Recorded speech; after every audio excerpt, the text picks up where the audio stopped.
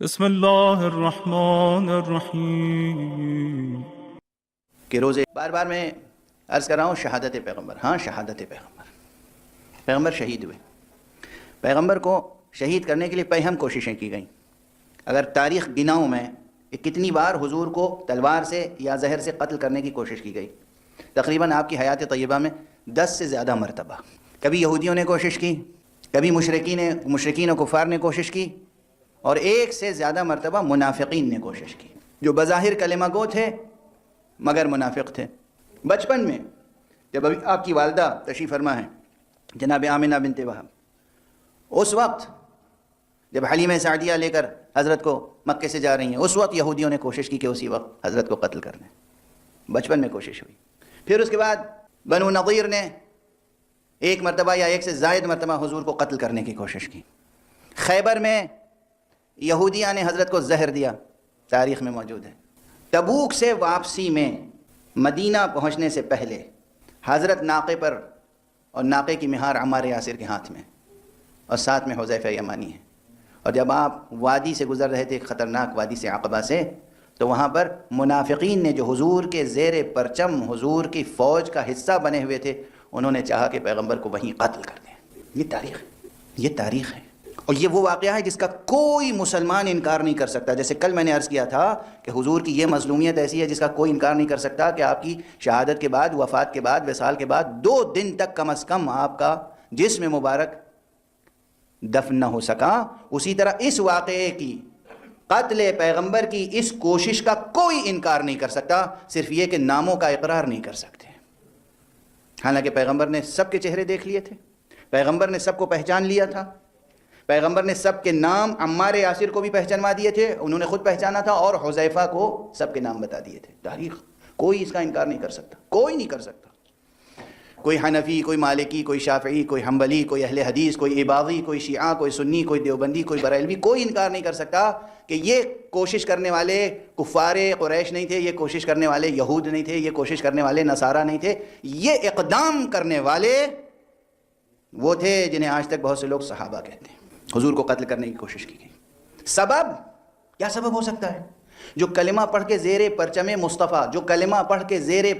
مصطفیٰ جنگ تبوک پر گیا ہے اور جنگ کر کے واپس آ رہا ہے، اس کے اندر کون سا جذبہ ہے کہ پیغمبر کو قتل کر دیں؟ جواب بس ایک ہے، وہی کس لیے 2 دن تک دفن نہ ہو سکے؟ مسئلہ خلافت۔ کس لیے قتل کرنا چاہ رہے تھے؟ مسئلہ خلافت۔ اور کون سا جذبہ ہو سکتا ہے؟ پیغمبر کی 30,000 کی فوج میں کچھ افراد موجود ہیں، پیغمبر کے ساتھ گئے ہیں جنگ کرنے، پیغمبر کے ساتھ واپس آ رہے ہیں، اور پیغمبر کو قتل کرنے کی کوشش کر رہے ہیں، تو سبب کیا ہو سکتا ہے؟ راز کیا ہے؟ حضور کے ذمے کسی کا کوئی حق تھا ایسا کہ حضور سے بغیر قتل کے انتقام ممکن نہ تھا؟ وہ جو کلمہ پڑھ چکا ہے، اور یہ حضور کی اس وفات سے صرف چند مہینے، 3 یا 4 مہینے پہلے کا واقعہ ہے بس، یا بعض روایتوں میں اس سے بھی کم تر، اور بعض روایتوں میں یہ 2 مرتبہ کوششیں ہوئیں۔ 1 مرتبہ جب تبوک سے واپس آ رہے تھے، اور 1 مرتبہ جب آخری حج ادا کر کے مکے سے واپس آ رہے تھے بعد واقعہ غدیر۔ جو لوگ لشکر میں رہ کر، پیغمبر کے لشکر میں رہ کر پیغمبر ہی کے قتل کے در پہ ہوں، کیا وہ ایسے افراد نہیں پیدا کر سکتے کہ پیغمبر کے گھر میں رہ کر پیغمبر کے قتل کے در پہ ہوں؟ کچھ زیادہ ہی وضاحت سے تجزیہ کر دیا میں نے، اور یہ حق ہے۔ جس طرح امام حسن کی شہادت مکمل ہوئی، اسی طرح حضور کی شہادت مکمل ہوئی۔ کئی مرتبہ امام حسن کو زہر دیا گیا، اور آخری مرتبہ امام حسن کی ایک بیوی کے ہاتھ سے زہر دیا گیا، اور وہ زہر اتنا کاری تھا کہ امام حسن اسی زہر کے نتیجے میں شہید ہو گئے، اور آپ کے جگر کے ٹکڑے ٹکڑے ہو گئے۔ اسی طرح پیغمبر اکرم کئی بار آپ کو زہر دیا گیا، لیکن آخری بار جو زہر دیا گیا وہ زہر ایسا تھا کہ کارگر ہو گیا۔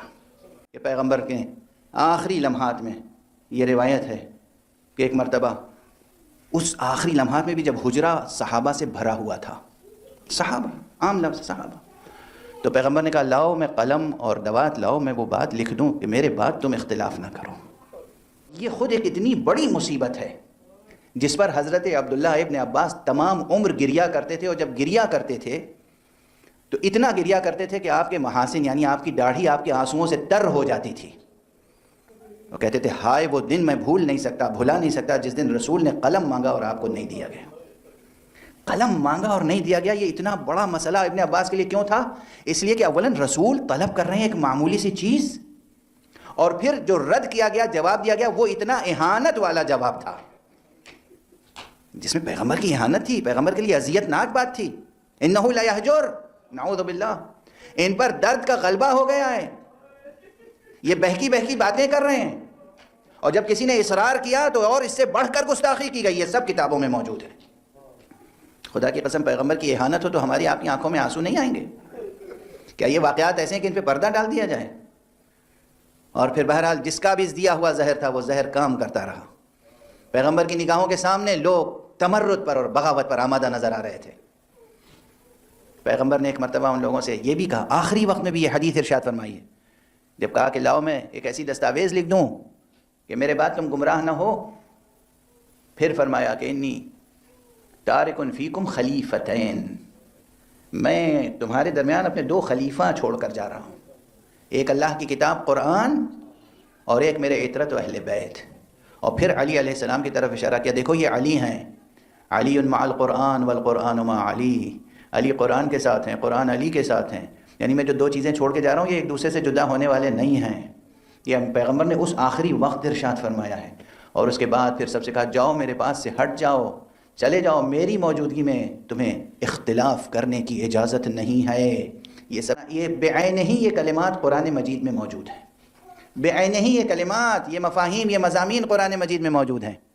پیغمبر نے سب کو اپنے حجرے سے نکالا، لیکن ایک مرتبہ فاطمہ کو آواز دی، اپنے قریب بلایا، فاطمہ کا سر اپنے سینے پہ رکھا، حسن کو بلایا اپنے پہلو میں، حسین کو بلایا اپنے پہلو میں، اور خود اپنا سر آقا امیر المومنین کے سینے پہ رکھا اور بلند آواز سے گریہ کیا.